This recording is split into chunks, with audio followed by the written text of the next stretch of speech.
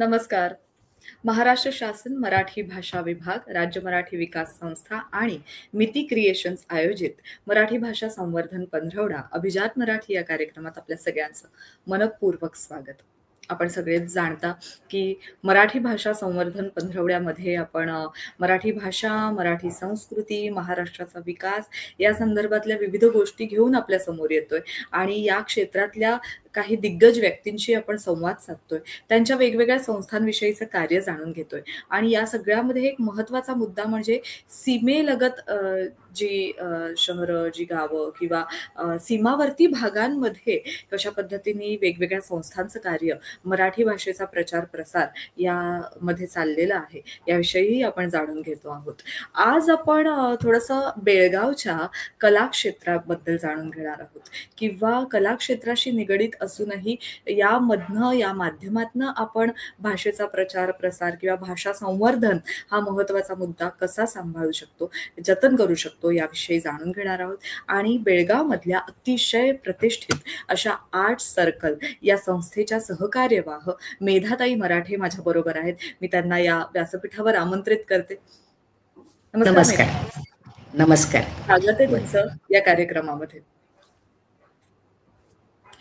मेधाताई, आपला संवाद सुरू करण्यापूर्वी आर्ट सर्कल बद्दल अगदी थोडक्यात मी माहिती सांगण्याचा एक छोटासा प्रयत्न करते, पण अर्थात मला विस्तृतपणे तुमच्याकडनंच जाणून घ्यायचंय या संस्थेविषयी आणि एकूणच कला क्षेत्राशी कशी संस्था निगडीत आहे. गेली अनेक वर्ष, मला वाटतं गेली सुमारे 85 वर्ष जुनी दीर्घ परंपरा असलेली आर्ट सर्कल ही संस्था, जिथे अनेक दिग्गज कलावंतांची कला फुललेली आहे. म्हणजे पद्मविभूषण डॉक्टर गंगूताई हनगलांपासून ते आपण किशोरीताई आमोणकर असतील किंवा कडकडे असतील, शौनक अभिषेकी, अशा कित्येक गान तपस्वींची कला इथे फुललेली आहे. विविध मराठी नाटकं सादर झालेली आहेत.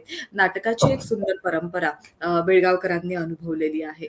कला क्षेत्रातल्या अनेक कला इथे फक्त आल्याच नाहीत, तर इथल्या व्यासपीठांवर, इथल्या रंगमंचावर फुललेल्या आहेत. कलाकारांना त्याचा अनुभव घेता आलेला आहे आणि त्यांच्या एकूणच कला प्रवासामध्ये एक मोलाचा वाटा बेळगावकरांनी सुद्धा दिलेला आहे, आर्ट सर्कलनी दिलेला आहे. तर मेधाताई, सगळ्यात आधी मला आर्ट सर्कल विषयी जाणून घ्यायला आवडेल. सुरुवात कशी झाली, काय उद्दिष्ट होती आणि कसे वेगवेगळे कलाकार या संस्थेला जोडले गेले? बरं. आर्ट सर्कलची स्थापना झालेली 1940 साली आणि ती अशी झाली की ज्या ठिकाणी कायद्याचा कीस, वृक्ष कीस काढला जातो, त्या वकिलांच्या बारमध्ये चर्चा करत असताना बरेच वकील एकत्र आले आणि त्याही वेळेला 1940च्या दरम्यान सुद्धा बेळगावमध्ये अनेक संस्था कार्यरत होत्या. गाणं, नाटक, विविध कलांमध्ये, चित्रकला, सगळ्याच क्षेत्रामध्ये. पण मध्यवर्ती एखादी संस्था असावी आणि त्यांनी ते कार्य पुढे न्यावं अशी कल्पना या वकिलांनी एकत्र येऊन तसा विचार केला आणि आर्ट सर्कलची स्थापना झाली. आणि पहिलाच जो कार्यक्रम झाला ते सुद्धा गव्हर्नमेंट ऑफिसर होते, इंटेलिजन्स ऑफिसर होते. त्यांचं सतार वादनाने आर्ट सर्कलचा 1940 साली पहिला कार्यक्रम झाला. अरे वा. आणि ह्या सगळ्यासाठी निधी उभारायला पाहिजे. त्यावेळेला साधारणपणे 2 महिने सतत नाटकं होते. 40 नाटकं त्यावेळेला झाली. मराठी आणि कन्नड 40 नाटकं होऊन त्या माध्यमातून जो निधी मिळाला त्याच्यातनं आर्ट सर्कल उभारायला, अशी त्याची हिस्ट्री आहे. त्यानंतर अनेक जे दिग्गज आले, म्हणजे 1952 साली पु ल देशपांडे इथे RPD कॉलेज आणि पार्वती देवी कॉलेज, तिथे 2 वर्ष होते. या संस्थेमध्येच ते सामील झाले. इथे त्यांनी नाटकं केली, बसवली आणि अनेक अंगाने ही संस्था फुलत गेली. म्हणजे त्याच्या स्पर्धा, नवीन कलाकारांना म्हणजे प्रोत्साहन देण्यासाठी वर्कशॉप्स, स्पर्धा, तर जवळजवळ आर्ट सर्कलकडे 20 चांदीच्या ढाली आहेत. आणि आजचे जे दिग्गज कलाकार आहेत ते पूर्वीच्या काळी, म्हणजे तरुण असताना आर्ट सर्कलच्या स्टेजवर गाऊन गेलेले आहेत किंवा नाटकं त्यांनी केलेली आहेत.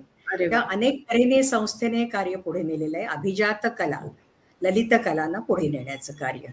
पुन्हा कार्यशाळा घेतल्या जातात, वेगवेगळ्या कलांमध्ये कार्यशाळा घेतल्या जातात. विशेषतः विद्यार्थ्यांना त्याच्यामध्ये सामील केलं जातं आणि त्या मुक्तच, म्हणजे कोणतीही त्याच्यासाठी फी घेतली जात नाही. त्याच्यामध्ये चित्रकला येतं, पेंटिंग येतं. आम्ही शिद फडणीसांनाही इथे आणलेलं होतं किंवा गंधर्वांना इथे आणलेलं होतं की हा. नाट्यसंगीताबद्दल आम्हाला मार्गदर्शन केलं होतं. तेव्हा हे सगळं मुक्त असतं विद्यार्थ्यांसाठी आणि त्यांनी पुढे यावं. त्याशिवाय प्रतिष्ठित कार्यक्रम म्हणजे दिवाळी पहाट असते, जुगलबंदीचे कार्यक्रम असतात, वाद्याचे कार्यक्रम असतात. बेळगावच्याच कलाकारांना, तरुण कलाकारांना व्यासपीठ देण्याचं कामही आर्ट सर्कल करतं. विविध नाटकं आणली जातात. महाराष्ट्रात अनेक वेळेला नाटकं येतात इथे. उत्तम नाटकं आम्ही दाखवतो. तेव्हा हे जास्तीत जास्त प्रयत्न आणि हे आता मराठी विकास, राज्य मराठी विकास परिषदेच्या संस्थेच्या सहकार्याने तर आम्हाला जास्त बळ आलेलं आहे. कारण मी 2 वेळेला याच्यासाठी सहाय्य घेतलेलं आहे. एका सहाय्यापासून आम्ही बेळगाव जिल्ह्यातील संगीत आणि नाट्याचा इतिहास जो 1850 पासून उपलब्ध आहे, आम्हाला लेखी स्वरूपामध्ये आहे, तर तो इतिहास सगळा संकलित केला आणि नाट्याचा इतिहास आणि संगीताचा इतिहास हा सगळा संकलित करून आम्ही नादरंग नावाचं हे पुस्तक संकलन हे आम्ही प्रसिद्ध केलेले आमच्या आर्ट सर्कल तर्फे. हे एक.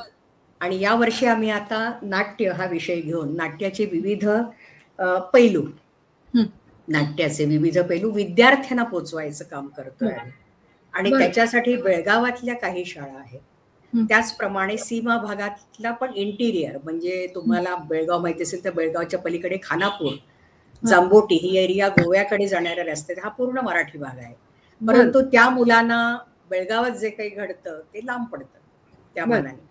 त्यामुळे त्या मुलांना इथे आणून आम्ही संवाद लेखन, दिग्दर्शन, अभिनय या सगळ्याच्या कार्यशाळा या मुलांना मुक्त उपलब्ध करून दिलेल्या आहेत. आणि उत्तमोत्तम म्हणजे गिरीश फडके आपल्याकडे आलेले आहेत, हळदीकर सर आलेले आहेत. कथा लेखनासाठी पण मार्गदर्शन या मुलांना दिलेलं आहे. आणि आश्चर्याची गोष्ट अशी की मराठी इथे कमी, त्या मनाने महाराष्ट्राच्या मनाने कमी ऐकू येतं, तरी सुद्धा मुलांचा अतिशय उत्तम प्रतिसाद मिळतो. लेखनाला सुद्धा उत्तम प्रतिसाद मिळतो. काही इंग्लिश मीडियमची जरी मुलं असली तरी ती मराठी चांगलं बऱ्यापैकी लिहू शकतात. सुधारणा सांगितली तर ती कळते त्यांना, सुधारित आवृत्ती आम्हाला दाखवतात. तर अशा रीतीने आमचं काम चालू आहे आता. खरं. एकीकडे आपण म्हणतो की मराठी नाटकं आता फारशी दिसत किंवा मराठी नाटकांचा तेवढा प्रसार केला जाते, असं फक्त जरी म्हणायला असलं तरी मला वाटतं की ही गोष्ट म्हणायलाच आहे. तसं बघायला गेलं तर बऱ्याच ठिकाणी मराठी नाटकं किंवा मराठी कला या घडतायत आणि त्या कलांना वाव मिळतोय. म्हणजे आर्ट सर्कल सारख्या संस्थेच्या माध्यमातून इथले कलाकार सुद्धा बेळगावमध्ये किती दीर्घ परंपरा आहे ती. तर परंपरा आहे. वाटतं का की आपली मराठी संस्कृती म्हणा किंवा मराठी कला या लोप पावत चाललाय, या विधानाला तुम्ही खरंच सहमत आहात? पूर्णपणे नाही, परंतु थोडस कमी झालाय, त्याचा जोर कमी झालाय असं म्हणायला हरकत नाही. एकतर प्रत्येक संस्कृती वेगळी असते, प्रत्येक संस्कृती चांगली असते, पण जिथे आपण जन्मतो, जी आपली मातृभाषा असते, साहजिकच आपला ओढा तिकडे असणं नैसर्गिकच आहे ते. आणि ते हवं असतं आपल्याला. दुसरी संस्कृती जाणून घ्यायचा प्रयत्न आपण करतो, त्याच्यात मिसळतो, काहीच प्रश्न नाही, तसं व्हायलाच हवं. बरोबर. परंतु आपला जिथे ओढा आहे तिथे आपली कला जास्ती फुलते असं मला वाटतं. तर ती देण्याचा आम्ही प्रयत्न करतो. आता उदाहरणार्थ आम्ही शाळात जाऊन, मुलं जर नाटकाकडे आली नाही तर आम्हीच मुलांकडे जातो. म्हणजे आम्ही शाळात जाऊन प्रयोग करतो. मुलांसाठी काही स्पर्धा वगैरे तुम्ही आयोजन करता त्याचं? मुलांसाठी गाण्याच्या, वादनाच्या, शास्त्रीय परीक्षा तर असतातच. गांधर्व महाविद्यालयाच्या परीक्षेचं सेंटरच बेळगावात आहे. परंतु या स्पर्धा असतात, दरवर्षी एकदा स्पर्धा असतात. शास्त्रीय गायनाची, वाद्याची एक असते आणि एक कुठच्याही तऱ्हेचं, दुसऱ्या तऱ्हेचं गाणं, म्हणजे कधी नाट्यसंगीत असेल किंवा दरवर्षी आलटून पालटून हार्मोनियम वादन असतं त्याच्यामध्ये. अशा 4 तऱ्हेच्या स्पर्धा आम्ही दरवर्षी घेतो. त्याला चांगला प्रतिसाद मिळतो. आता गेल्या वर्षीपासून आम्ही पहिली जी त्याची राऊंड असते ती आम्ही ऑनलाईन घ्यायला सुरुवात केली, कारण महाराष्ट्रातनं, कलकत्त्यापासून मुलं येतात. कलकत्ता, कर्नाटक, बँगलोरपासनं, पुणे, मुंबई येतात मुलं. पहिली राऊंड त्यांना ऑनलाईन घेतली की मग दुसऱ्यांदा ते प्रत्यक्ष येतात इथे. त्यांचा कार्यक्रम इथे होतो, म्हणजे तो 1 दिवस पूर्ण त्यांचा कार्यक्रम असतो. तर हे स्पर्धेसाठी झालं. हं. आणि मी म्हटल्याप्रमाणे मगाशी वर्कशॉप्स आम्ही मुलांसाठी खूप घेतो. वेगवेगळ्या तऱ्हेची वर्कशॉप्स घेतो कलांची. हं, मग त्याच्यामध्ये भाषा हाही विषय येतोच, कारण हं. प्रॅक्टिकल जसं असतं गाणं किंवा वादन याच्यासाठी प्रॅक्टिकल जसं असतं तसं लेखनही असतं. नाट्याला बरोबर. तर लेखन असतं, ते तर आम्ही हो. घेतोच. परंतु इतर कलांच्या मध्ये सुद्धा जो लेखनाचा भाग असतो तो सुद्धा आवर्जून घेतला जातो या वर्कशॉपमध्ये. बरोबर. तेव्हा अ, ही संस्कृती कमी झाली आहे असं नाही मी म्हणणार, परंतु म्हणता येणार दुसऱ्या नाही. अंगाने वाढतीये. दुसऱ्या अंगाने वाढतीये आणि ती वाढवण्याचा आम्ही जाणीवपूर्वक प्रयत्न करतोय. वाह! पण एकूणच सीमावर्ती भागामध्ये अशा पद्धतीचं कार्य करताना खूप आव्हानांना सुद्धा सामोरं जावं लागत असेल हो, किंवा नक्कीच. अनेक गोष्टी असतील म्हणजे इथे सहभागी होणारे कलाकार, मग त्यांच्यामध्ये असणारा भाषेचा गोंधळ असू शकतो. म्हणजे इतक्या भाषा बरोबर. सगळ्या सरमिसळ त्याची झालेली आहे. तर नक्की मराठी भाषेचा सुद्धा प्रमाण भाषा कोणती मानायची? तर असाही बरोबर. सीमावर्ती भागामध्ये आहे का हा प्रश्न? आता प्रमाण भाषा म्हटलं तर आपण आता कुठची धरायची, की हो. साहित्य मंडळाने घातलेली ती भाषा प्रमाण धरायची, पण प्रत्येक 20 किलोमीटर व 20 मैलावर भाषा बदलते. तसं नक्कीच. बेळगावातही होतं. हं. बेळगावातही होतंच. खुद्द बेळगावची मराठी एक वेगळीच भाषा आहे. तेव्हा बरं. असं वर्कशॉप घेतलं किंवा आम्ही लेखन घेतलं, तर हं. अगदी प्रमाण भाषेचा आग्रह धरत नाही. बरं. प्रमाण भाषा काय आहे हे सांगतो आम्ही. परंतु हं, आता मुलांनी संवाद लिहिला. आता उदाहरणार्थ संवादाचीच कार्यशाळा घेतली. तेव्हा त्या हं, मुलांनी इथले बेळगावपासून एक 20 किलोमीटर अंतरावर जे खेडेगावात भाषा हं, जी बोलली जाते, जी हं. महाराष्ट्रापेक्षा थोडी वेगळी आहे. हो, याचा अर्थ ती मराठीच भाषा आहे, पण त्याचा लहेजा वेगळा आहे थोडासा. हो, त्या भाषेमध्ये त्यांनी संवाद लिहिले, तरी हो. सुद्धा आम्हाला आवडतात ते. कारण आपण बरोबर. बोलताना ती भाषा वापरतो. हो, हो. तर हा हा भाग आपण समजून घेतला पाहिजे कुठेही गेलो हं. तरी. आता बरोबर. उदाहरणार्थ आपण अमेरिकेला गेलो तर तिथलं मराठी आपण मान्य करतो. तसं बरोबर. आपल्या देशामध्ये जेव्हा दुसऱ्या तऱ्हेचं मराठी बोललं जातं, तेव्हा हो. तेही आपण मान्य करायलाच हवं ना. खरं, खरं. आता या संस्थेचं नावच आर्ट सर्कल आहे आणि बरोबर. आत्ताची जर पिढी बघितली, तर आत्ताच्या पिढीला मनोरंजनाची अनेक माध्यमं खुली झालेली आहेत. म्हणजे बरोबर, थोडे बरोबर. वर्ष आपण आधी पाहिलं तर मनोरंजनाची काही ठराविक माध्यमं होती, की बरोबर. मनोरंजनासाठी म्हणून का होईना आपण 6 महिन्यातनं एकदा एखादं नाटक सगळं कुटुंब मिळून जाऊन बरोबर. बघायचं असं किंवा बरोबर. सिनेमा बघणं असो. आता बरोबर. हे वारंवार घडायला लागलंय. अगदी मोबाईलवर सुद्धा आता आपल्याला सिनेमा, नाटक हे सगळं बरोबर. पाहता येतंय. तो प्रत्यक्ष अनुभव घेणं इथे कुठेतरी ही पिढी अ, त्याला आपण म्हणूया, की आपण ते सगळं मिस करते असं आपण म्हणूया किंवा तिला बरोबर. खरंच प्रत्यक्ष आहे. बघता येत नाहीये. आणि ह्या सगळ्यामधनं या पिढीला खास करून मराठी संस्कृतीकडे वळवणं हे बेळगावमध्ये किंवा एकूणच त्या परिसरामध्ये तुम्हाला किती कठीण जातं? थोडं कठीण जातं. आता हं, मराठी शाळेमध्ये जाणारी थोडी मुलं आहेत.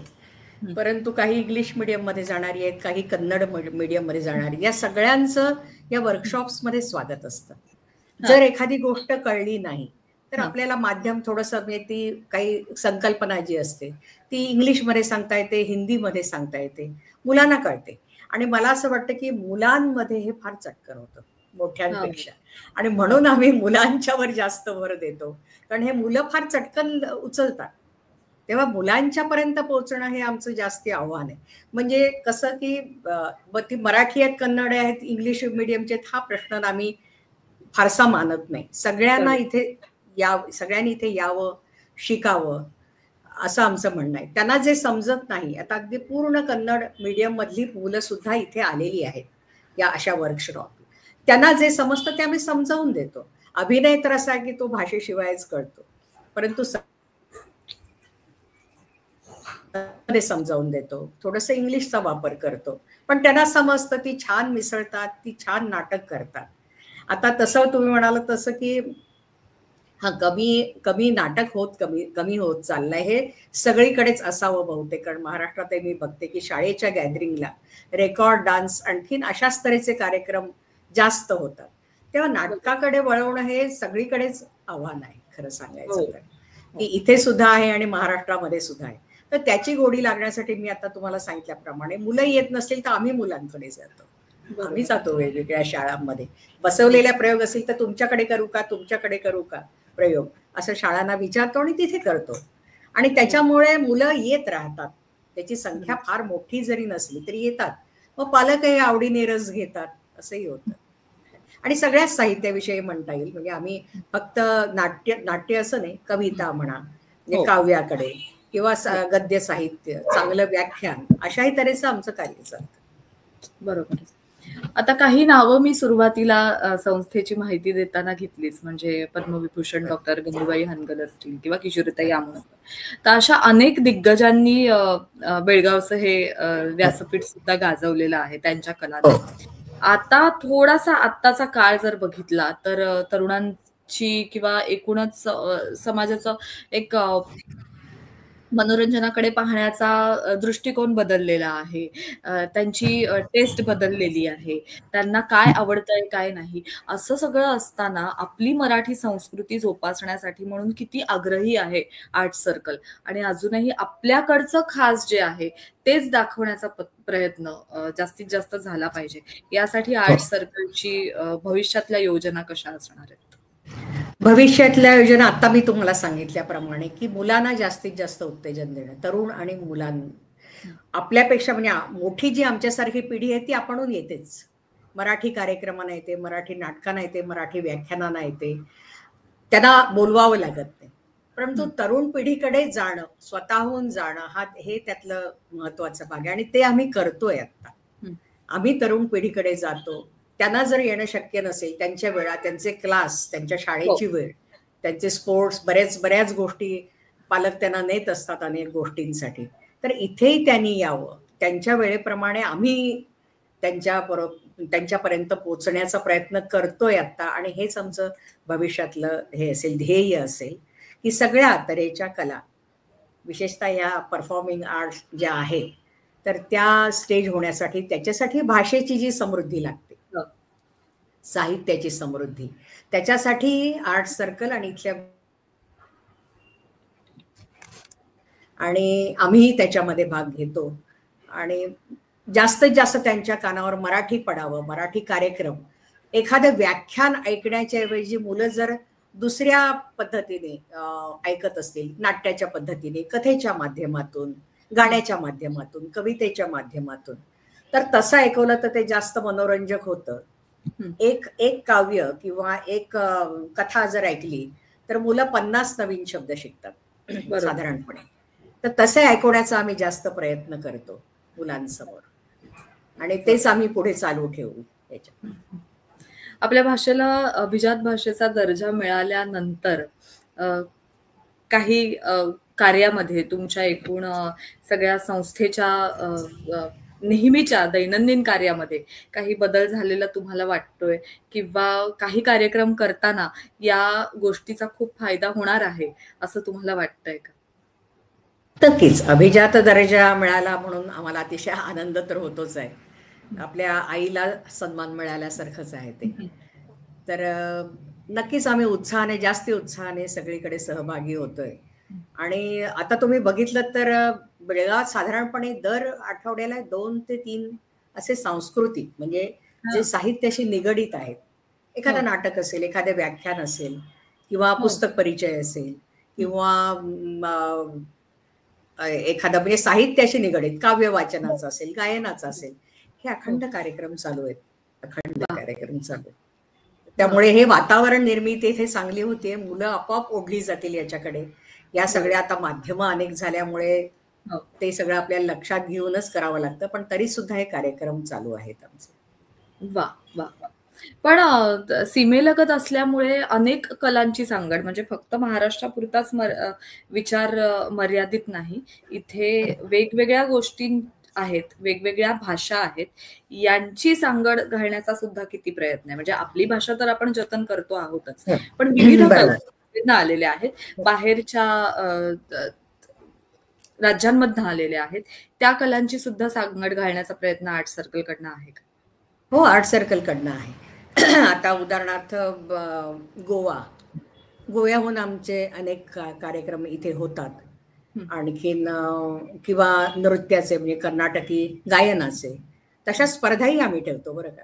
कर्नाटकी पद्धतीचं गायन किंवा नृत्याचे काही प्रकार जर असले तर असंही आम्ही हे ठेवतो याच्यामध्ये एक एक वर्ष आड अशा काहीतरी आम्ही त्या ठेवतो स्पर्धा, तर त्याप्रमाणे बदल करून. तर त्यांचंही स्वागत असतं आमच्याकडे.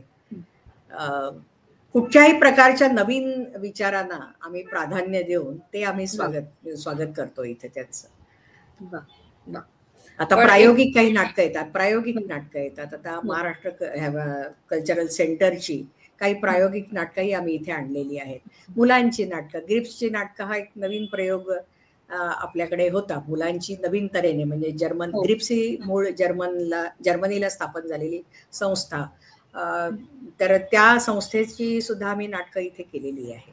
मुलांना हे नवीन बघायला मिळावं याच्यासाठी. अरे वा. मराठी शाळांची संख्या किती आहे साधारण बेळगावमध्ये? कसा आहे का पालकांचा तेवढा ओढ आहे मराठी? नाही, पालकांचा ओढा कमी आहे, पण पालकांचा ओढा कमी आहे एवढं नक्कीच. मराठी काही पण महिला विद्यालय म्हणजे मुलींच्या शाळा आहेत, मराठी मुलींच्या शाळाही बेळगावला 2 प्रतिष्ठित संस्था आहेत. बाकी प्रायव्हेट शाळाही आहेत. टिळकवाडी हायस्कूल तुम्ही कदाचित फार जुनं असंच आमच्या संस्थेसारखंच फार जुनी शाळा, ठळकवाडी आधी म्हणत असं टिळकवाडी आता ते म्हणतो त्याला आम्ही.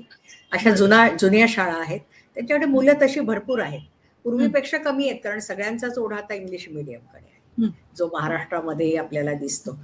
पण मला सांगायला खरोखरच कौतुक वाटतं आमच्या मुलांचं की इंग्लिश मीडियम मध्ये असून सुद्धा मराठी उत्कृष्ट बोलतात. आता मी स्वतः मुलांचे प्रयोग पुण्याला केलेले आहेत, आणि ते सुद्धा कसे की संगीत नाटकांचे, म्हणजे थोडीशी जड भाषा आहे त्याच्यामध्ये. सौभद्र आहे, शारदा आहे, ही जड भाषा आहे आत्ताच्या मराठीपेक्षा. परंतु पुष्कळांनी असं मला विचारलं की ही मुलं मराठी मीडियमचीच आहेत का, एवढी चांगली मराठी कसं बोलू शकतात? तेव्हा त्यांना थोडस जर ट्रेनिंग दिलं तर ते मराठी चांगल्यापैकी बोलू शकतात, जी प्रमाण भाषा आहे ती. तर ते प्रयोग आमचे सतत चालू असतात. त्यामुळे जरी शाळा थोड्याशा कमी झाल्या तरी मराठी इथे नक्कीच जिवंत राहील, चांगल्या प्रकारे राहील याची मला खात्री आहे. राज्य मराठी विकास संस्थेचा सुद्धा या सगळ्या, म्हणजे त्यांच्यामुळे सुद्धा बराचसा लाभ संस्थांना होतोय, विविध संस्थांना होतोय. तुमचा काही अनुभव आहे? हाच मी आता म्हटल्याप्रमाणे आम्ही जी दोन वेळेला राज्य मराठी संस्थेचं सहाय्य जे घेतलेलं आहे, त्यामुळे खरोखरच आम्हाला बळ आलेलं आहे. कारण कार्यक्रम करायचे असतात तेव्हा हातात अर्थ असल्याशिवाय काही अर्थ नाही. त्यामुळे तो अर्थ असतो आमच्या पाठीशी, आणि आम्हाला मार्गदर्शनही असतं की आम्ही नेमकं काय करायला पाहिजे. याच्यासाठी खरोखरच आम्हाला गिरीश पत्के सरांचं म्हणा किंवा असं आम्हाला मार्गदर्शन मिळतं, आणि ते अतिशय आमचं मोलाचं असतं. त्यामुळे कोणाला बोलवावं, कारण महाराष्ट्रामध्ये आम्हाला उत्कृष्ट लेखक, सादर करते, उत्कृष्ट शिकवणारे चांगले जे हवे असतात. आम्हाला माहिती असते त्यापेक्षा जास्त आणि काहीतरी मार्गदर्शन मिळतं कशा तऱ्हेने करावं. त्यामुळे अर्थ आणि मार्गदर्शन हे दोन्ही आम्हाला राज्य मराठीतर्फे आम्हाला मिळतं. बरोबर. राज्य मराठीतर्फे आणि मिती क्रिएशन्स तर्फे हा जो आपण कार्यक्रम आयोजित करतोय, हा मराठी भाषा संवर्धन पंधरवडा, यामध्ये अशाच विविध संस्थांचं कार्य आपण त्याची दखल घेतोय किंवा त्या संस्थेच्या सगळ्या प्रतिनिधींशी आपण बोलतोय आणि त्यांच्याकडनं जाणून घेतोय संस्थांविषयी. तर सीमावर्ती भागांमधल्या काही संस्था सुद्धा, म्हणजे खास करून बेळगाव मधल्या काही संस्था घेतल्या, जसं की आर्ट सर्कल सुद्धा घेतली.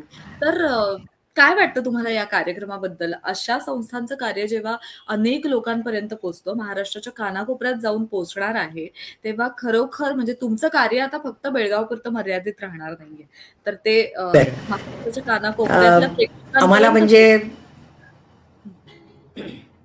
बोला ना. आम्हाला म्हणजे कसं की आईनी पाठीवर थाप मारल्यानंतर मुलाला जसं बरं वाटतं ना, तसंच या लोकांपर्यंत आमचं जर काम पोहोचलं तर त्यांची थाप आणि त्यांच्या सूचना हे दोन्ही आम्हाला ऐकायला आवडेल. बरोबर. आम्ही आणि काय करू शकतो आणि काय करावं हे आम्हाला आवडेल ऐकायला नक्कीच. याच्यापेक्षा जास्त काही करू शकलो तर हवंय आम्हाला. आता उदाहरणार्थ याच्यामध्ये दिवाळी पहाट आपण करतो महाराष्ट्रामध्ये बऱ्याच वर्षापूर्वी. आमच्या इथे दिवाळी पहाट ही अतिशय सुंदर जाते. मोठा समुदाय येतो, सगळं ऐकायला उत्सुक असतो. म्हणजे जसे ज्येष्ठ असतात त्याप्रमाणे मध्यमवयीन आणि तरुण मुलं सुद्धा येतात या कार्यक्रमाला. हा एक गायनामधला, शास्त्रीय गायनाचा असतो तो कार्यक्रम, आणि अगदी संपूर्ण भारतामधले दिग्गज लोक इथे येतात आणि गातात. हा आमचा आर्ट सर्कल तर्फे दिवाळी पहाटचा कार्यक्रम असतो. तसेच असे पिरियॉडिकली हे कार्यक्रम होत असतात. साधारणपणे वर्षाला साधारणपणे 9 ते 10 मोठे कार्यक्रम होतात. पुन्हा बरं. वर्कशॉप्स वगैरे हे असतं. नाटक एक असतं स्वतंत्र. एक तरी नाटक वर्षाला असतंच आमचं. बरं. आता म्हणजे आपण संस्थेविषयी बोललो किंवा संस्थेच्या कार्याविषयी बोललो. मी मगाशी तुम्हाला एक प्रश्न विचारलेला, की मराठी नाटकांचे कसे दिवस आपण म्हणतो नाही का, त्याच्यामध्ये सुद्धा बरं. बदल असतो. पण त्यामध्ये महत्त्वाचा मुद्दा, की कोणतीही कला जिवंत ठेवण्यासाठी सगळ्यात महत्त्वाची गोष्ट म्हणजे त्या कलेला मिळणारा रसिक प्रेक्षक किंवा प्रेक्षकांचा बरोबर. मिळणारा प्रतिसाद. प्रेक्षक जर लाभत गेले तर नक्कीच ती कला फुलत जाणार आहे. आणि बरोबर. इतकी सगळी म्हणजे गेली 85 वर्ष आर्ट सर्कल जेव्हा अशा विविध कार्यक्रमांचं आयोजन बेळगावमध्ये करते, तेव्हा प्रेक्षकांचा प्रतिसाद काळानुरूप कसा बदलत गेलेला आहे. आजही तुम्ही एखादा कार्यक्रम महिन्याला लावल्यानंतर प्रेक्षकांचा आणि खास करून मराठी प्रेक्षकांचा प्रतिसाद सीमावर्ती भागांमध्ये कसा मिळतो? बरोबर. प्रेक्षकांचा प्रतिसाद चांगला मिळतो. अर्थात कसं आहे की क्लासिकलला थोडासा वेगळा असतो, नाटकाला प्रतिसाद जास्त असतो किंवा एखाद्या व्याख्यानाला वेगळ्या प्रकारचा असतो, परंतु प्रतिसाद चांगला असतो आमच्याकडे. पण असं आहे की हे कसं आहे की प्रतिसाद मिळण्यासाठी आम्ही त्यांच्यापर्यंत पोहोचायला पाहिजे, तर ते आम्हाला रिस्पॉन्स देतील. असा जो एक काय म्हणायचं एक वर्तुळ आहे, तर ते सतत चालू राहिलं पाहिजे. म्हणजे मुलांपर्यंत तीच मुलं तरुण होऊन पुढे येणार आमच्या कार्यक्रमाने, तर मुलांपर्यंत पोहोचणं, मग ती तारुण्यामध्ये आमच्या कार्यक्रमाला येतील, त्याच्यानंतर तेही पुढे चालू ठेवतील. तर अशा तऱ्हेने हे जे वर्तुळ चालू ठेवणं आहे हे आमची जबाबदारी आहे. ते आम्ही चालू ठेवतो आणि मग प्रेक्षक आपोआपच येतात, असा अनुभव आहे आमचा. नावातच आहे ते आर्ट सर्कल, कलेचं ते वर्तुळच आहे. वर्तुळ आहे.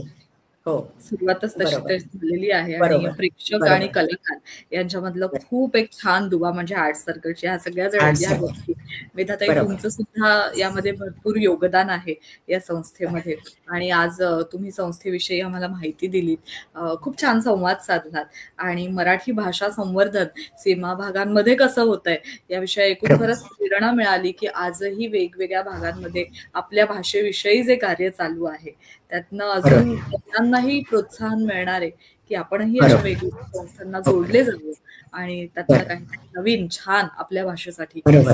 एक मला एक मुद्दा आणि मुद्दाम आवर्जून सांगायचा होता, की याच म्हणजे राज्य मराठी विकासच्या या अनुदानामुळे मी अगदी इंटिरियर म्हटलं बेळगाव पासनं आतल्या म्हणजे जवळजवळ त्या शाळा किंवा कॉलेजेसला मुलं जी येतात खानापूर एरियामध्ये, ती जंगल भागात येतात, अक्षरशः जंगल भागात. म्हणजे त्यांना कुठेतरी बस स्टॉपला उतरून आत चालत जावं लागतं. त्यामुळे आम्ही वर्कशॉप संध्याकाळी 5ला जर बंद केलं तर ती 7-7:30ला मुलं ती घरी पोहोचतात अंधार पडताना. तर अशा तऱ्हेच्या मुलांना एकत्र आणण्याचं बळ आम्हाला राज्य मराठी विकास संस्थेनं आम्हाला दिलं आणि त्यामुळे आम्ही वर्कशॉप्स वगैरे अरेंज करू शकलो. आणि मुख्य म्हणजे मुलांचा प्रतिसाद अतिशय उत्तम मिळाला. म्हणजे ज्यांनी वर्कशॉप्स घेतली त्यांना सुद्धा अतिशय समाधान वाटलं. म्हणजे त्यांनाही कल्पना नव्हती की अशा तऱ्हेने मुलं देतील प्रतिसाद. संवाद कधी लिहिले नाही, पण मुलांनी संवाद सुरेख लिहिले वेगवेगळ्या विषय. दिग्दर्शक नव्हते त्यांच्यामध्ये, माहिती नव्हतं त्यांना. आपण आहे प्रत्येकामध्ये एक दडलेला दिग्दर्शकही, एखादा कलाकारही आहे. अशा तऱ्हेने काव्य करायला तयार होती मुलं, काव्य सुरेख केली मुलांनी, कथा लिहिल्या छोट्या छोट्या. तर हे सगळ्या तऱ्हेने म्हणजे ज्यांनी ही वर्कशॉप्स कार्यशाळा घेतल्या त्यांनाही अतिशय समाधान असं वाटलं, की आपण जे शिकवलं ते या मुलांनी उचललंय. त्या आता हे जे आता पुढे नेणं हे आम्ही आता करत राहू सतत. मुलांशी सतत संवाद साधून आम्ही शाळांच्या लेवलला पुढे नेऊ आम्ही.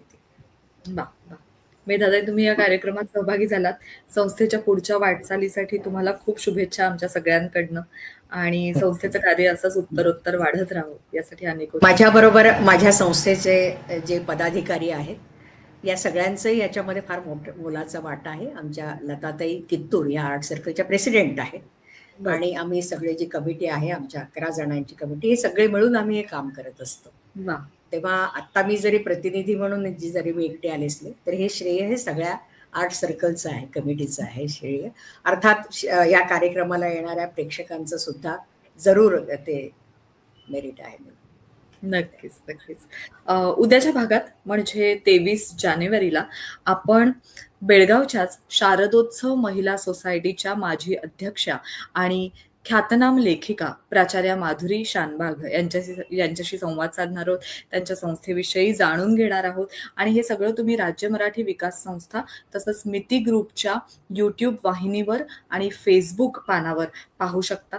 तर नक्की पहा अभिजात मराठी हा जरूर. आमचा कार्यक्रम आणि हा कार्यक्रम बघून तो इतरांपर्यंत जास्तीत जास्त पोहोचून आम्हालाही प्रोत्साहन द्या की असे अनेक कार्यक्रम आम्ही करू शकू. धन्यवाद मीना. धन्यवाद. धन्यवाद.